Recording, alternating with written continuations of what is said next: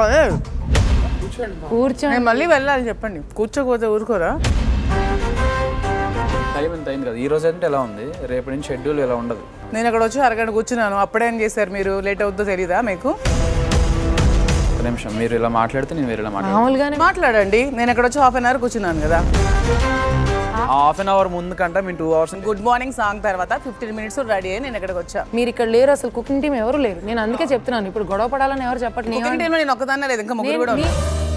మీరు main chef అని నేను చెప్పినప్పుడు మీరు వాళ్ళకి చెప్తే వాళ్ళు చేస్తారు. మీరు కూడా మార్నింగ్ లేవగానే ఎంత రేషన్ ఏంటని అక్కడ పెట్టేసేయండి. వేరేగా మాట్లాడాల్సి వస్తుంది అంటే ఎలా మాట్లాడాల్సి వస్తుంది? మేము వచ్చి కూర్చోమని చెప్తే అవన్నీ కూర్చోకపోతే ఊరుకోరా అని అంటే అప్పుడు అన్నాడు. కానీ ఇలా మాట్లాడుతానంటే మళ్ళీ కూర్చోండి అంటే నిలబడి వినకూడదు. కూర్చోండి మ్యామ్ అనేది రెస్పెక్ట్. కూర్చోండి మేడం అంటే కూర్చోపోతే చెప్పవా అనే దాన్ని ఎటకారం అని అంటారు. కూర్చోకపోతే చెప్పరు అనేది వెటకారమా? వెటకారమే మరి. వెటకారమే. వాయిస్ ఏంటి రైస్ అవుతుంది? వెటకారమే. ఎందుకు అరుస్తున్నారు?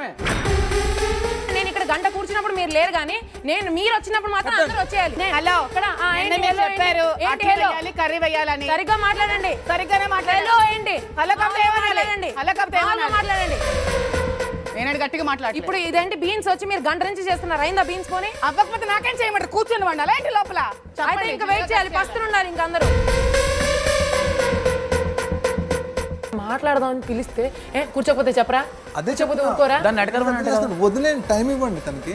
ఇప్పుడు అనాల్సిన మాటలు అనేసి లాస్ట్లో ఏడితే ఎలా అయిపోద్ది? బిగ్ బాస్ 9 ఈ రోజు రాత్రి 9 గంటల